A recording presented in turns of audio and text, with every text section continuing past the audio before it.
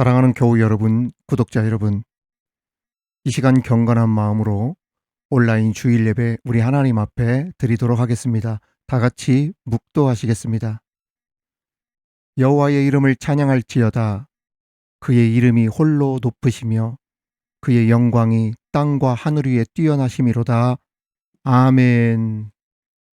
높으신 하나님 우리를 구하니 할렐루야. 괴로움이 심하고 환난이 극하나 일하쳐 되시는 주 하나님.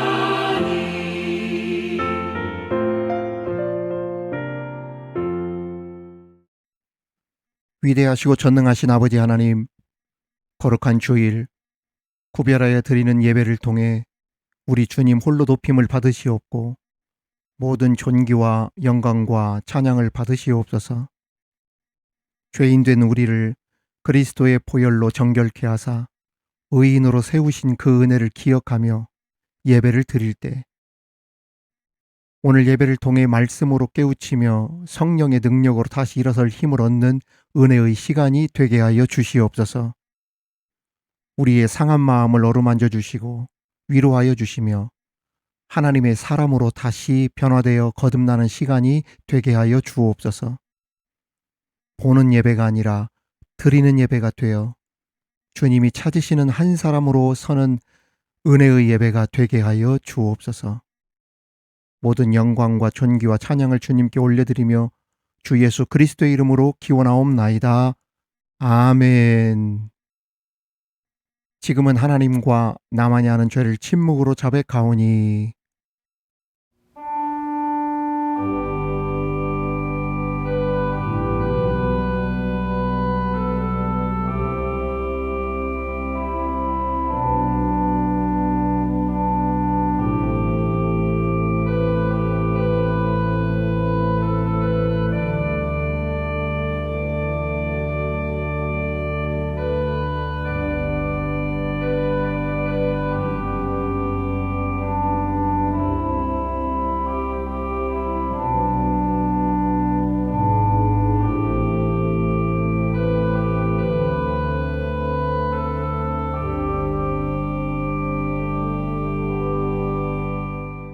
너희의 죄가 주홍 같을지라도 눈과 같이 희어질 것이요 진홍같이 붉을지라도 양털같이 희게 되리라. 아멘.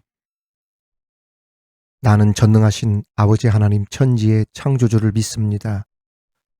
나는 그의 유일하신 아들 우리 주 예수 그리스도를 믿습니다. 그는 성령으로 잉태되어 동정녀 마리아에게서 나시고 본디오 빌라도에게 고난을 받아 십자가에 못 박혀 죽으시고 장사된 지 사흘 만에 죽은 자 가운데서 다시 살아나셨으며 하늘에 오르시어 전능하신 아버지 하나님 우편에 앉아 계시다가 거기로부터 살아있는 자와 죽은 자를 심판하러 오십니다. 나는 성령을 믿으며 거룩한 공교회와 성도의 교제와 죄를 용서받는 것과 몸의 부활과 영생을 믿습니다. 아멘.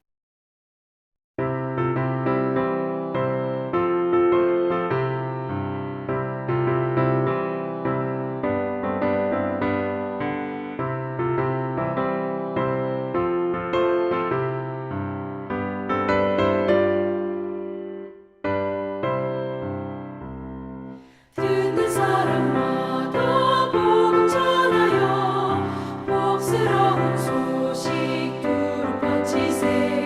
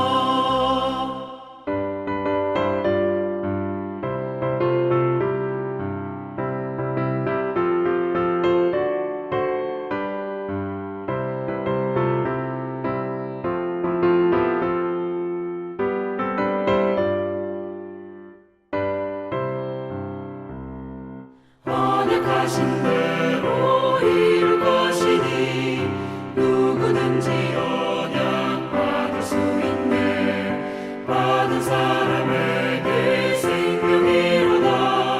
어느 누구나 오라. 어느 누구나 주께 나오라. 어서 와서 주의 말씀 들으라. 하늘아버지가 오라 하시니 어느 누구나 오라.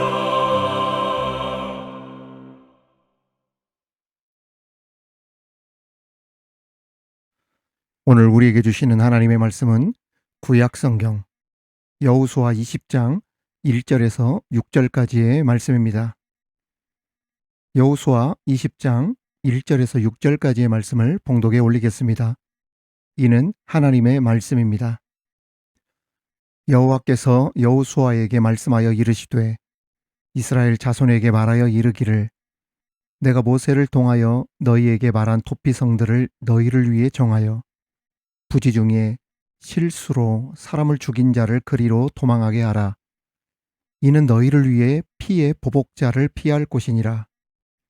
이 성읍들 중에 하나에 도피하는 자는 그 성읍에 들어가는 문 어귀에 서서 그 성읍의 장로들의 귀에 자기의 사건을 말할 것이요 그들은 그를 성읍에 받아들여 한 곳을 주어 자기들 중에 거주하게 하고 피의 보복자가 그의 뒤를 따라온다 할지라도 그들은 그 살인자를 그의 손에 내주지 말지니 이는 본래 미워함이 없이 부지 중에 그의 이웃을 죽였음이라. 그 살인자는 회중 앞에 서서 재판을 받기까지 또는 그 당시 대제사장이 죽기까지 그 성읍에 거주하다가 그 후에 그 살인자는 그 성읍 곧 자기가 도망하여 나온 자기 성읍 자기 집으로 돌아갈지니라 하라 하시니라. 아멘. 사랑하는 교우 여러분, 구독자 여러분, 거룩한 주일 우리 하나님께 예배 드리면서 예배를 통해 주시는 말씀으로 하나님께서 어떤 말씀을 주시는지 그 말씀의 은혜 함께 나누는 시간이 되기를 바랍니다. 제가 오늘 우리 집사람 보고 그런 얘기를 했어요. 그래도 하나님께서 목회자라고 주의 종이라고 또 입이 다치면 안 되고 또 키보드를 누르고 글을 써야 되니까 손가락은 다치지 않게 하셨다고. 그래서 너무나 쉼이 없이 돌아다니지 말고 그래서 쉬라고 다리는 다치게 했는데 그래도 설교할 수 있도록 입을 다치지 않게 하고 생각할 수 있도록 머리 다치지 않게 하시고 그리고 키보드 눌러서 글을 쓸 수 있도록 또 이렇게 손가락이나 팔이 다치지 않게 하신 것이 우리 하나님께서 어떻게 이렇게 참 피할 길을 주셨는지 너무 감사하다고 그런 얘기를 했습니다. 그 은혜 때문에 제가 오늘 이렇게 말씀을 준비하고 설교를 할 수 있게 된 것 같습니다. 오늘 토피성에 대한 이야기로 우리 함께 그 은혜를 나누려고 하는데 사람은 누구를 막론하고 어려운 일을 만나게 될 때 피난처를 찾습니다. 가끔 TV에 보면 죄를 지은 사람이 마지막에 가서 극단적인 선택을 하는 사람들이 나옵니다. 그 극단적인 선택을 하는 이유가 무엇이겠습니까? 피할 곳이 없고 피할 길이 보이지 않기 때문에 극단적인 선택을 하는 거죠. 그러한 의미에서 인생의 어려운 일을 만났을 때 내가 기댈 수 있고 피할 수 있는 곳이 있다는 것처럼 큰 축복이 없음을 믿습니다. 오늘 본문에서 하나님은 여호수아에게 백성들을 위해 도피성을 만들라고 명령하십니다. 그런데 도피성을 만드는 시점이 묘합니다. 왜냐하면 가나안 땅 분배가 다 끝난 시점이었기 때문입니다. 고생 끝 행복 시작이라고 하는 말처럼 가나안 정복 전쟁이 끝나고 각 지파들마다 땅을 분배받아서 이제 하나님이 주시는 평화와 복을 누리는 것만 남은 것처럼 보였는데 갑자기 하나님께서 이스라엘 백성들에게 또 다른 말씀을 하신 거예요. 그 말씀이 뭐였냐면 이 땅에 살인이 있을 것이다. 이렇게 예고하신 것입니다. 다시 말해 약속의 땅 가나안이라도 세상에 있는 한 여전히 갈등과 고통과 죄가 나올 것이라고 그렇게 말씀하신 겁니다. 이스라엘 사람들은 가나안으로 들어왔으니 이제 앞으로 아무 문제도 없고 복받을 일만 남았다고 생각하고 있었는데 하나님은 그렇게 보지 않으셨던 거죠. 그렇습니다. 이스라엘이 아무리 강한 나라가 되었고 가나안에 정착했다 하더라도 여전히 사람들이 살아가는 그 가나안도 이 땅에 속한 땅이기 때문에 우리가 이 땅에 사는 동안은 죄를 지을 수밖에 없는 죄성을 가진 연약한 존재라는 것을 우리 하나님은 아셨던 겁니다. 그래서 도피성을 세우라 명령하셨고 과실로 사람을 죽임으로 그로 인해 보복을 당해 죽는 일이 없도록 약한 자, 실수한 자, 실패한 자를 위한 대피 공간을 미리 예비해 주셨던 것입니다. 자, 그렇다면 도피성이 무엇이며 그 세워진 배경이나 그 도피성에는 누가 들어가는지 그 도피성이 가지고 있는 영적인 의미는 무엇인지 우리 함께 그 깊은 그 도피성의 의미를 새겨가면서 하나님이 주신 말씀으로 그 은혜를 나누도록 하겠습니다. 첫 번째는 도피성이 세워지게 된 배경이 뭐냐는 거예요. 여호수아 20장 2절에 보면 이런 말씀이 있습니다.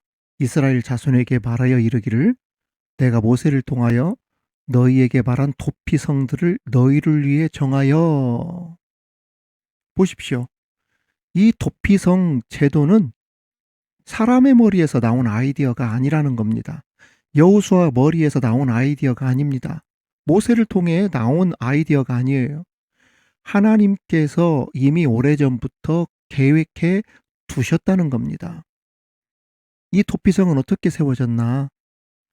하나님께서 모세에게 명하신 대로 이스라엘 백성들 중에 큰 땅을 배분받은 사람은 많이 내놓고 적게 분배를 받은 사람은 적게 내놓고 이렇게 모아서 48개, 48개, 48개의 성읍을 레위 지파의 소유로 삼게 했어요. 이 48개의 성읍 가운데 6개의 성읍을 하나님께서 도피성으로 지정하셨습니다. 그 6개의 도피성이 요단강 동편에 3개, 그리고 요단강 서편에 3개, 이렇게 합쳐서 도피성 6개가 나왔죠. 지도를 보면 요단강을 기준으로 동쪽에 3개, 요단 서편에 3개, 모두 6개가 있는 걸 볼 수 있습니다. 그런데 지도를 보시면 아시겠지만 6개의 도피성의 위치가 정말 절묘하고 기가 막히게 위치해 있습니다. 가나안 전역 어디에서든지 부지 중에 사람을 죽게 하거나 하는 큰 사고가 터지게 되면 직선 거리로 반나절 안에 닿을 수 있는 가까운 거리에 이 도피성들이 배치가 되어 있습니다. 6개의 성읍이 적절하게 그 위치가 설정되어 있어서 어느 누구든지 문제가 생기고 어려움이 생기면 곧바로 신속하게 도피성으로 피할 수 있도록 그 도피성 위치가 기가 막힌 장소에 마련이 되었다는 거예요. 생각해 보십시오. 만약 우리나라에 도피성이 있는데 우리나라에 있는 도피성 6개가 해남 땅끝마을에 있다든지 아니면 제주도 마라도에 있다든지 아니면은 뭐 강원도 고성에 있다든지 이러면은 문제가 생겨도 어떻게 갈 수가 있겠어요? 가던 길에 보복하고자 하는 사람, 복수하고자 하는 사람의 손에 잡혀서 죽지 않겠습니까? 그렇기 때문에 하루길도 되지 않아서 반나절만 가면은 금방 피할 수 있고 도착할 수 있는 가까운 곳에 도피성을 배치시켰던 것입니다. 또 신명기서를 보면 도피성으로 가는 도로를 잘 닦아 놓으라 이렇게 기록되어 있어요. 다시 말하면 중간에 강이 있으면 다리도 놓아야 되고 겨울이 지나면 도로가 망가질 수 있기 때문에 봄이 돌아오면 장로들이 그 망가진 도로를 보수하고 고치고 그래서 어느 누구든지 빠르게 신속하게 또 이동할 수 있도록 그렇게 길을 잘 닦아 놓으라 명령하셨어요. 혹시 이 도피성 가다가 길이 하나로만 되어 있는 게 아니라 이 길로 빠지고 저 길로 빠질 수도 있잖아요. 가다 보면 삼거리가 나오게 되면 그 삼거리에 큰 표시를 해두게 했는데 그 큰 표시의 이름이 뭐였냐면 미클라트, 히브리어로 미클라트라고 하는 그 큰 표시를 해두었어요. 그 삼거리에. 이게 무슨 말이냐면 우리로 말하면 이정표, 화살표, 도피성이 이쪽이다. 그 방향을 정확하게 표시하도록 했습니다. 그 표시 글자가 미클라트예요. 또한 도피성문은 우리 편의점처럼 24시간 항상 열어놓아서 언제라도 누구든지 바로바로 들어올 수 있도록 했습니다. 만약에 어떤 사람이 실수로 사망사고를 냈는데 그 상대방이 복수하고자 하는 자가 칼을 들고 쫓아온다고 생각해 보십시오. 막 피해서 도피성 도착했는데 세상에 문이 닫혀 있다고 생각해 보세요. 어떻게 되겠어요? 시간 제한이 딱 있다면 예를 들어서 밤 10시에서 새벽 5시까지는 문이 닫혀 있습니다. 이렇게 되어 있다면 그 피하던 사람이 도피성 문 앞에서 죽지 않겠습니까? 그래서 하나님은 말씀하셨어요. 도피성 문은 24시간 개방해 놓아라, 열어 놓아라 명령하셨던 것입니다. 참 이 도피성 제도를 보게 되면 우리를 향한 하나님의 사랑과 자비가 얼마나 깊은지를 알 수 있습니다. 이 도피성이 세워진 배경이 바로 이러한 배경이 있었고 이러한 상황들이 있었어요. 그렇다면 두 번째, 도피성에는 누가 들어가는가? 도피성은 먼저 유대인들만 들어가는 곳이 아닙니다. 이거 잘 아셔야 돼요. 누구도 들어갈 수 있냐면 이방인들도 들어갈 수가 있었어요. 나그네도 들어갈 수 있었고 과부, 이방인, 심지어 종이라도 과실을 인해 죄를 지은 사람은 어느 누구든지 그 안에 들어가서 피할 수가 있었습니다. 일단 그 사람의 과실로, 실수로 저지른 죄가 확실하게 입증이 되어지면 우선은 피신을 시켜 주었어요. 그 안에서 의식주를 무료로 해결해 주었습니다. 그럼에도 우리가 분명히 알아야 할 것이 있습니다. 뭐냐? 도피성 제도는 면피성 도피처가 아니라는 거예요. 아무나 도피한다고 해서 다 받아주는 것이 아니라는 말입니다. 그럼 누굴 받아준다고 했습니까? 성경을 잘 보세요. 부지중 그랬어요. 과실. 내가 그렇게 안 하려고 했는데 어쩌다 보니까 내 실수로 상대방을 다치게 하거나 죽게 만들어서 어느 한순간에 갑자기 내가 죄인이 되어버렸을 때 나는 그런 의도가 없었는데 같이 일하다가 갑자기 뭐가 떨어져서 그 사람이 다치거나 죽었습니다. 이러한 억울함이 있는 이러한 사람, 부지중에 이러한 일이 발생했을 때 그 죄인에 한해서 들어가겠습니다. 다시 말할까요? 보복성으로 사람을 의도적으로 살해한다든지 이것이 죄인 줄 알면서도 그 사람을 죽였다든지 사람에게 해를 가했다든지 이러한 경우는 죄에 대한 죄과를 물었고 도피성에 피신할 수가 없었다는 이야기입니다. 특별히 도피성은 어디에 설정된 제도냐면 가나안 땅에 제한된 제도예요. 여러분, 가나안이 어떤 곳입니까? 이스라엘 백성들이 약속받고 소망하던 그들의 낙원이자 축복의 땅이 가나안 땅입니다. 그렇게 완전할 것 같았던 가나안 땅에 도피성이 있다는 것은 무엇을 의미하겠습니까? 우리가 살아가는 이 땅이 우리로 비록 아무리 완벽하고 완전하게 보일지라도 불완전한 곳이라는 말이에요. 우리가 사는 세상은 완벽한 세상이 아니라는 겁니다. 완전한 세상이 아니에요. 다시 말해 우리가 예수 그리스도를 믿고 하나님의 아들과 딸로 살아가지만 아직 새 하늘과 새 땅, 진정한 예루살렘, 진정한 하늘나라라고 하는 가나안이 임하기 전에는 불완전한 모습으로 살아가는 사람들이기 때문에 여전히 죄 가운데 살면서 때로는 사고도 치고 죄를 짓기도 한다는 뜻입니다. 그렇습니다. 이 세상은 아직 완성되지 않은 죄인들이 살고 있기 때문에 얼마든지 내가 죄를 짓지 않으려 해도 부지중에 죄에 빠져서 죄를 지을 수 있는 개연성이 있는 그 세상이라는 이야기예요. 그래서 도피성이 필요했던 것입니다.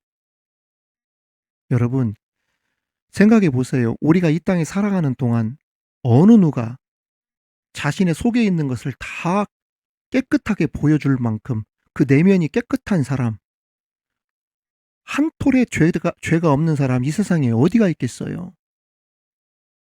도피성을 안 들어가는 사람도 있겠지만 얼마든지 우리도 도피성에 들어갈 수 있는 연약한 인간이고, 그러한 의미에서 모든 사람은 도피성이 필요한 존재이고, 그러한 의미에서 도피성이 필요한 존재로 살아가고, 언제든지 그 안에 피신할 수 있는 은혜를 입어야 사는 사람이구나.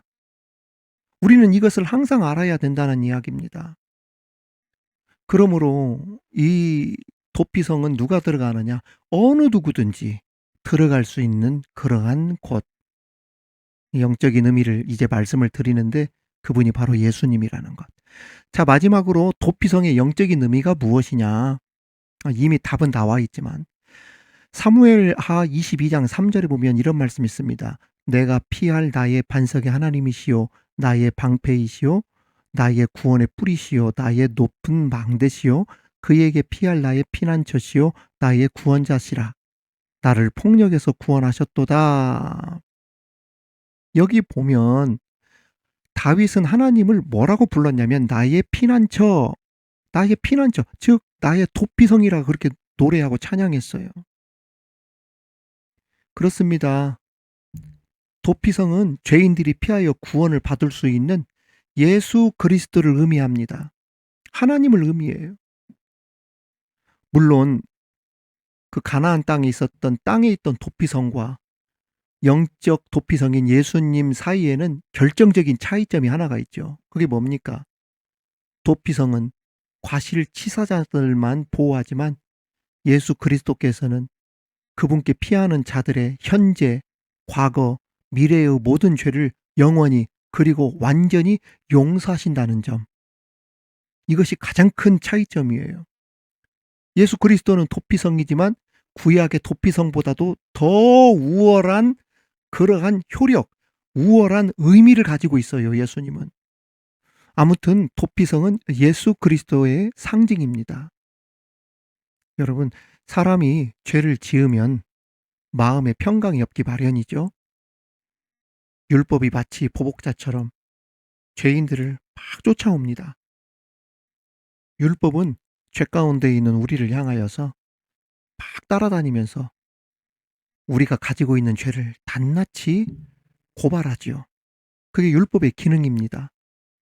그 율법은 나를 향하여 자꾸 이렇게 정죄합니다. 야, 너 성경에 말씀 나오지? 너 죄 지었지? 너 사람 죽였지? 네가 한 일을 다 알고 있어. 너 도적질했지? 하면서 율법이 선한 것이지만 죄가 해결되지 않는 이상 끝까지 나를 따라오면서 내가 죄인임을 선포합니다. 이것이 율법이에요. 뿐만 아니라 죄인임을 율법을 통해 알게 되면 우리에게 마귀가 득달같이 달려들면서 막 정죄합니다. 막 죄책감을 주지요. 그래서 죄인된 상태에 있는 사람에게는 무엇이 없다? 참된 평안이라는 것이 없어요. 절대 없습니다. 아무리 대법관이라고 해도 죄 가운데 들어가면 죄를 지으면 피할 수 있는 길이 없어요. 평안할 수가 없어요. 그 죄가 우리로 하여금 모든 행복을 빼앗아가기 때문입니다. 여러분, 지금 조희대 대법관 보십시오. 과거에 그가 무슨 짓을 저질렀습니까? 대법관 있을 때 일부러 대통령 되지 못하도록 자기가 법을 어기고 파기환송시켰잖아요.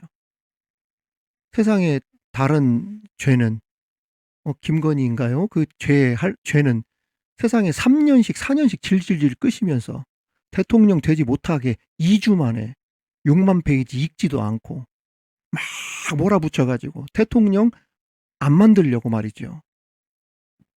그 지도 혼자 했겠어요? 위법함으로 지금 죄의 심판을 앞두고 있잖아요. 결국에는 사법부 온 국민의 불신으로 이어지고 사법부 개혁해라 이렇게 이어지게 된 것 아니에요? 자기가 뿌린 씨앗 자기가 거두게 된 것이죠. 그렇게 급하게 밀어붙이면서 그 대법관이라도 파기환송하는 이러한 죄를 저질렀을 때 그가 그때부터 대통령 딱 된 이후에 맘 편히 하루하루를 보냈겠습니까? 마음 편하지가 않죠. 불안하죠. 대법관도 죄 가운데 들어가면 피할 수 있는 길이 없어요. 그럼에도 불구하고 마음에 평안이 없고 행복이 없고 눌려있고 불안한 죄인이라도 예수 그리스도께 들어가게 되어지면 항상 열려있는 문, 그 예수님께 들어가게 되어지면 예수님께서 친히 길이 되어주시고 쉴 수 있는 유일한 도피성이 되어주심을 믿으시기 바랍니다. 로마서 10장 13절에 이런 말씀이 있잖아요. 누구든지 주의 이름을 부르는 자는 구원을 얻으리라. 사랑하는 성도 여러분, 옛날에는 반나절 거리에 있는 도피성으로 힘들게 살려고 몸부림치며 뛰어갔어요. 하지만 지금은 누구든지 예수님, 죄로 말미암아 제 마음에 평강이 없습니다. 나를 예수의 피로 용서하여 주시고 구원하여 주옵소서, 불쌍히 여겨 주옵소서라고 부르짖고 회개하면 내가 달려가는 것이 아니라 예수님께서 내 안에 들어오십니다. 할렐루야. 이게 도피성의 가장 큰 차이점 중에 하나예요. 우리 인생의 유일한 도피성은 예수 그리스도뿐이심을 우리 믿으시면 아멘 합시다. 여러분, 교회가 뭐 하는 곳입니까? 인생의 여러 가지 얽히고 설킨 문제 때문에 인생의 목적 없이 방황하는 사람들, 그들이 피하고 쉼을 얻을 수 있는 곳, 그 예수님을 알려주고 보여주는 곳이 바로 교회입니다. 이게 교회의 사명이지요. 그런데 교회가 이 사명 멀리하고 오늘날 사회에서 교회의 신뢰도를 조사해 보니까 세상에 75%, 국민의 75%가 교회를 신뢰하지 않는다는 그 조사 결과가 나왔어요. 한국 교회의 사회적 신뢰도가 좀처럼 회복되지 못하고 오히려 더 낮아지고 있습니다. 기독교 윤리실천운동이 최근 실시한 여론조사에서 한국 교회를 신뢰한다고 답한 국민은 이제 5명 중 1명에도 미치지 못하는 것으로 나타났는데요. 사회적 약자를 돌보고 위로를 건네던 모습보다 자기 이익을 앞세우는 집단이라는 인식이 더 강해졌다는 분석입니다. 장세인 기자가 보도합니다. 한국교회를 신뢰한다는 응답은 19%, 신뢰하지 않는다는 응답은 약 75%로 격차는 3배 이상 벌어졌습니다. 기독교 윤리 실천운동이 지난 1월 5일부터 10일까지 전국 19세 이상 남녀 1,000명을 대상으로 한국교회 사회적 신뢰도를 조사한 결과입니다. 불신한다는 응답은 직전 조사였던 2023년 74%를 넘어 역대 최고치를 기록했는데 한국교회에 대한 불신이 구조적으로 고착화됐다는 분석이 나옵니다. 종교가 공익을 추구하고 있다는 평가를 받지 못하면 그 종교는 사회적 존재 의미가 사라지게 됩니다. 근데 이미 매우 고도화 또는 구조화되어 있는 방식으로 한국교회 이미지, 한국교회에 대한 인식은 내부 신념 집단이지 이 집단이 이 공동체가 공익적인 유익을 주는 그런 선 영향을 끼치는 공동체는 아니다라는 평가가 냉정하게 내려지고 있습니다. 연구진은 개신교 교리 자체에 대한 인식이 부정적이라기보다 이를 드러내는 태도와 소통 방식에 문제가 있다고 분석했습니다. 교회가 사회 현안에 대해 목소리를 낼 때 사회는 이를 공공의 이익이 아닌 교회 자신의 이익을 추구하는 행위로 받아들여왔고 이러한 인식이 사회적 신뢰도 하락으로 이어졌다는 설명입니다. 그러면서 교회가 보다 보편적이고 사회적으로 수용 가능한 소통 방법을 모색할 필요가 있다고 조언했습니다. CBS 뉴스 장세인입니다. 가장 신뢰를 받아야 될 기관 중에 하나, 그 공동체가 교회인데 교회가 국민의 신뢰를 75%가 하지 않는다. 가장 큰 이유가 무엇이냐? 교회가 투쟁하고 외치는 것이 공익을 위해 외치는 것이 아니라 자기들의 사익을 위해 교회라고 하는 집단을 키우고 부흥시킨다는 그 미명하에 태극기 들고 외치고 막 그런다는 거예요. 그래서 싫다는 겁니다. 극우화되어진 교회. 뭐 윤어게인, 내란 옹호. 내가 누굽니다. 뭐 윤석열입니다. 막 그러잖아요. 그러면서 신천지 통일교 손잡고 나라의 공익을 위해서가 아니라 극우화되어진 이러한 모습들. 이러한 모습이 꼴보기 싫다. 여러 가지 이유 중에 첫 번째 이유였어요. 대체 교회가 뭐 하는 곳입니까? 가만 보면 정치적인 발언 교회에서 하지 말라고 하면서 그 사람들이 시청 앞이나 광화문 앞에 가가지고 태극기 들고, 여러분 그것은 괜찮고 올바른 역사 가르치는 목회자는 교회에서 내쫓고 말입니다. 그러니 교회가 30대, 40대, 50대가 점점 사라지는 경로당 같은 교회가 되어버렸다는 말 나오는 것 아니겠어요? 지금 교회의 현실 한번 보세요. 가보세요. 큰 교회들. 눈이 내린 것처럼 막 노인들만 모인 그러한 교회처럼 교회가 변해가고 있어요. 교회는 자고로 영적 도피성이 되어주어서 사회적인 약자들을 위해서 그들을 주님께로 올 수 있도록 그들을 돕고 그들의 그 공익을 위해서 희생할 줄도 알고, 또 이러한 것들에 목회를 집중할 수 있도록 주의 종들에게 힘을 실어주고 교회가 할 일이죠. 이렇게 해도 될까 말까한 힘든 시대를 살아가는데 교회가 엉뚱한 짓을 하니까 교회가 사회로부터 신뢰를 75%가 신뢰를 하지 않는다. 이러한 결과가 나온 것 아니겠어요? 여러분, 교회가 정신을 바짝 차려야 될 것이 앞으로 AI 시대, 온라인 시대 더욱 발전할 겁니다. 이제는 눈에 보이는 교회에서의 이탈 현상이 훨씬 더 심각해질 거예요. 실제로 그렇게 나타나고 있어요. 내년, 내후년부터는 훨씬 더 가속화되어집니다. 교회가 빌 거예요. 앞으로는 단순히 교회에 나와야 구원이 있고 은혜 받습니다라고 하는 이러한 말로 교회를 사람들 데려갈 수 있는 시대가 지나가 버려요.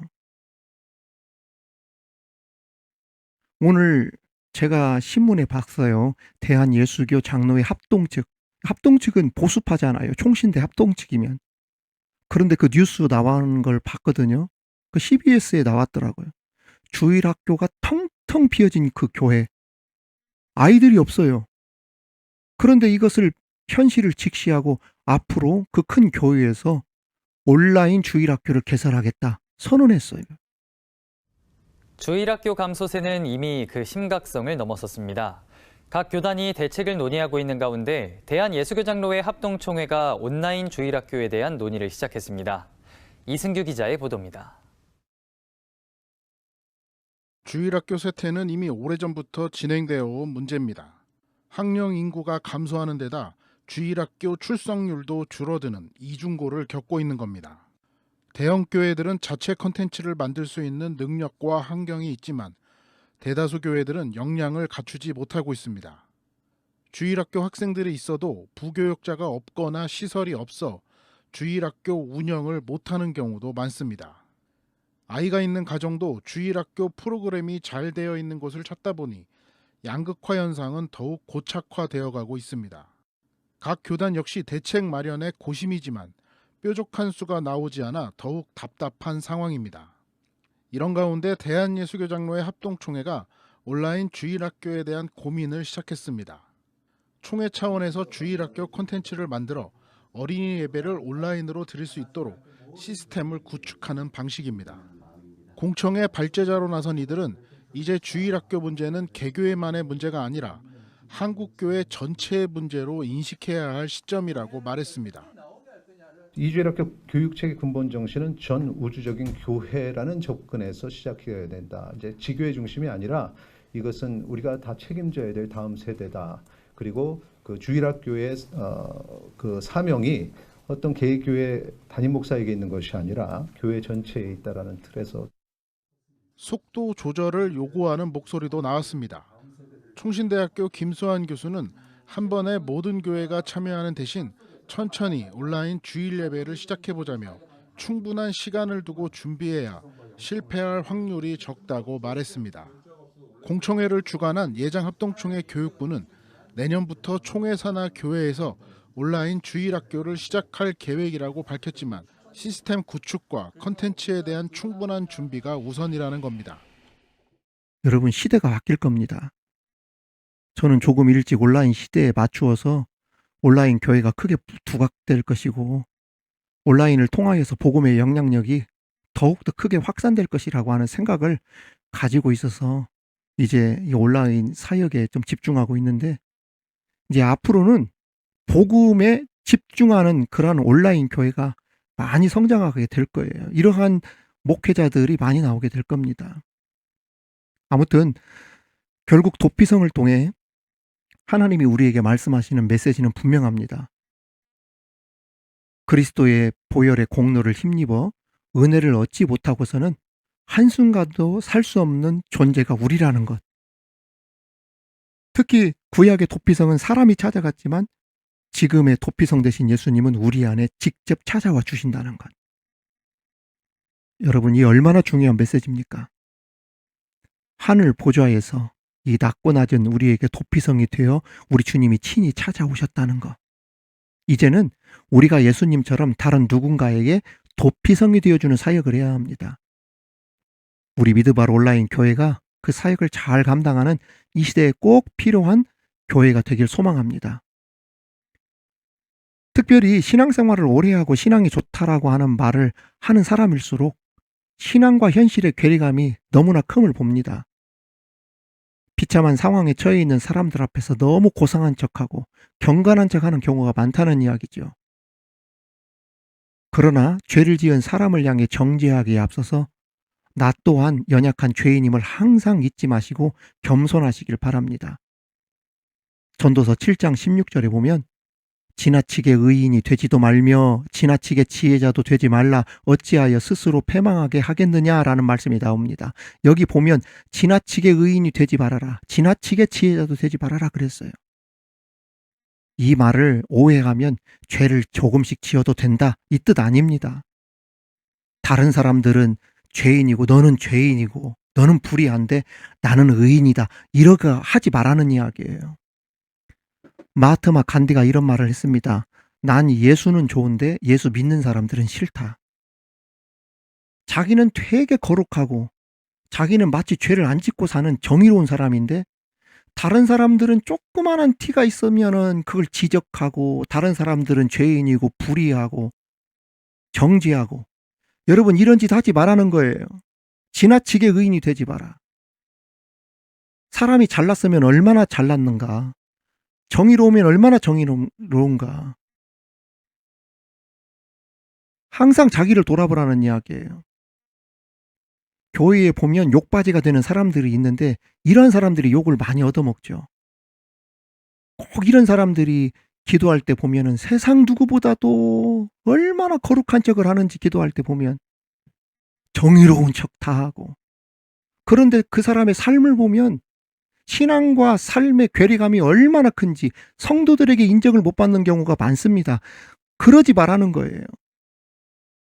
나 같은 죄인 안에 예수님께서 찾아오셔서 의인이라 하셨기 때문에 내가 의인이 되었다라고 하는 이 겸손한 마음으로 다른 사람들이 항상 나에게 찾아와 기댈 수 있는 신앙의 멋진 여유를 가지시고 품격을 가지시고. 우리 왕과 같이 사는 뭐 남자인가 그 영화 있잖아요. 거기 나오면 마지막에 어몽도 나오잖아요. 어몽도와 같이 포근하고 눈물이 있고 냉정하지 않고 따뜻한 그런 사람들로 살아가라는 이야기, 그러한 도피성이 되라는 이야기입니다. 도피성이 24시간 항상 어느 누구에게나 열려있던 것처럼 어떤 사람이라도 예수님을 만날 수 있도록 진정한 이 시대의 피난처가 되어 주시기 바랍니다. 주님이 가장 원하시는 사람들이 되시기를 우리 주님의 이름으로 축원합니다. 하나님 아버지, 도피성이 되어주신 예수 그리스도를 우리 가운데 보내주심을 감사를 드립니다. 주님, 오늘 도피성이 세워진 그 배경, 그리고 도피성에는 누가 들어가는지, 그리고 도피성의 영적인 의미에 대해서 깊이 묵상하며 배웠습니다. 이제 예수님께서 우리의 죄를 또 씻어주시고 그 주님의 자녀로 유일한 도피성이 되어주셔서 우리를 품으시고 우리를 안전하게 거하게 해주신 것처럼 우리 또한 다른 사람들에게 도피성이 되어줄 수 있는 사역을 잘 감당하는 이 시대 주님이 가장 원하시는 사람들이 되게 하여 주옵소서. 우리의 영원한 도피성이 되시는 예수님 이름으로 기도하옵나이다. 아멘.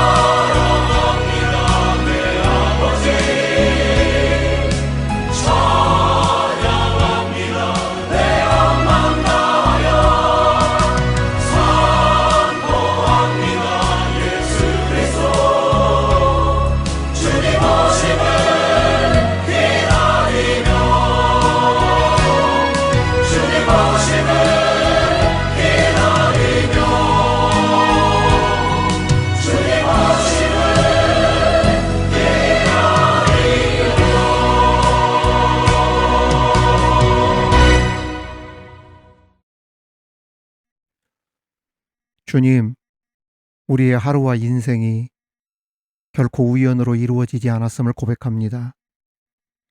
기쁠 때에도, 슬플 때에도, 갑작스런 사고로 넘어질 때에도 주님은 늘 우리와 함께 계셨고 다시 일어설 수 있는 은혜를 허락하여 주셨습니다.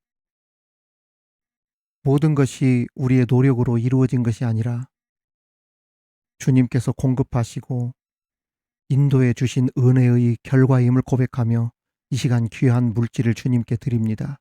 기쁘게 받아 주시옵소서.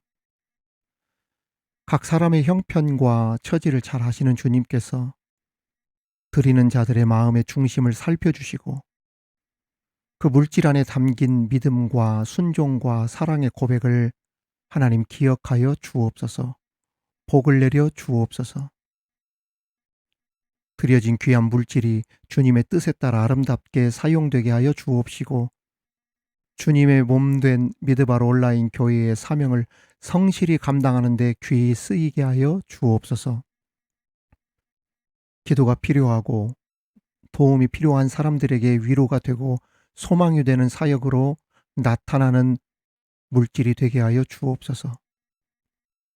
주님, 우리 미드바로 교우들 자녀들 잘 되게 하시고 건강하게 하시며 땅에 베푸신 풍족한 복도 따르는 우리 교우들 구독자들 되게 하여 주옵소서. 계획하고 진행하는 모든 사업들이 잘 되게 하셔서 하나님의 선한 사업에 부하게 하시고 그 어떤 순간에도 하나님을 먼저 찾는 좋은 믿음 갖게 하옵소서. 주님께 감사를 드리며 예수님의 이름으로 기도하옵나이다. 아멘. 주께 드리네 주께 드리네 사랑하는 구주 앞에 모두 드리네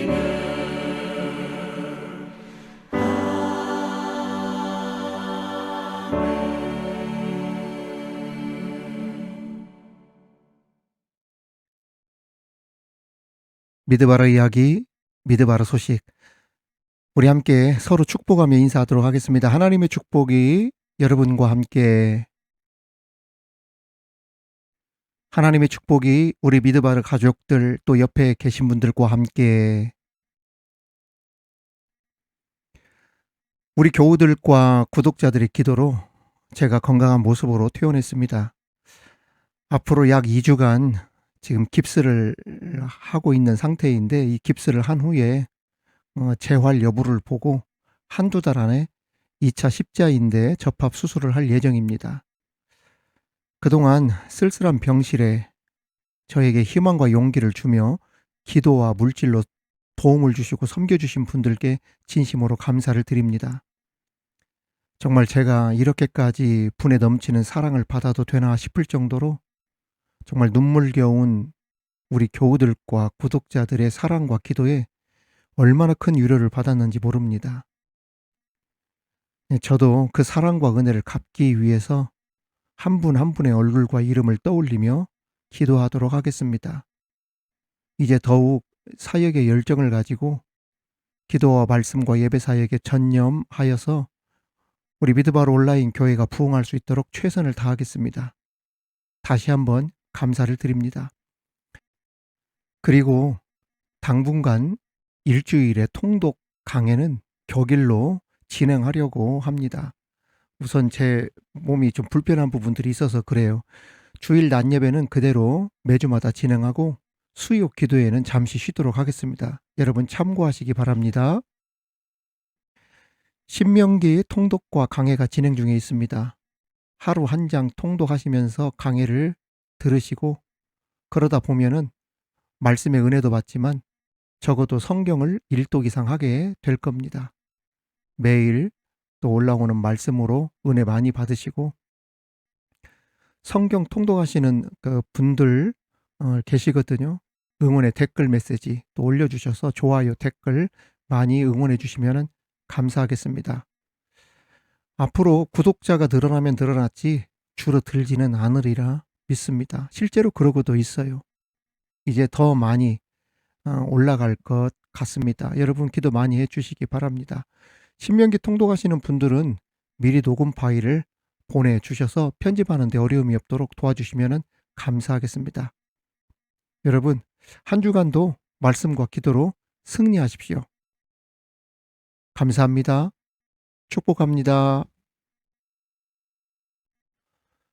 지금은 우리 주 예수 그리스도의 은혜와 우리 하나님의 크신 사랑과 성령님의 교통 감화 충만케 하심이 우리 인생의 돋비처가 되시는 예수 그리스도로 인해 죄사함과 구원의 은혜를 입은 대로 나 또한 다른 사람들에게 작은 예수가 되어 기댈 수 있는 좋은 사람이 되며 그 귀한 사명을 감당하는 교회가 되길 바라며 나가는 우리 믿음바로 교우들 머리 위에 구독자들과 자녀들과 일터와 직장 위에 사랑하는 조국 대한민국과 열방의 선교지 위에 지금으로부터 영원토록 함께 하시기를 간절히 축원하옵나이다. 아멘.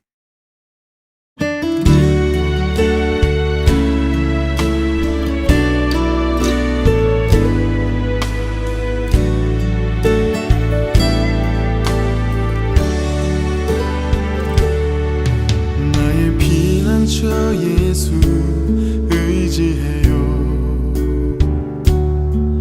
나의 피난처 예수 의지해요. 나의 가는 길에 거센 바람 몰아쳐와도 나의 피난처 예수 의지해요.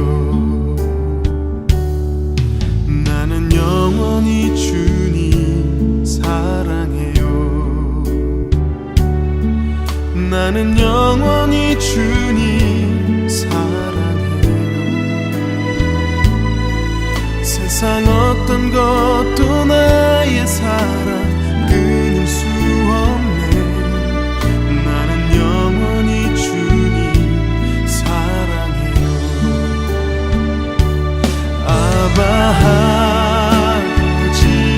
나를 사랑하시니 나의 모든 것 주께 드려요. 아버지 내가 여기 있으니 주님 영광 위하여 써주세요.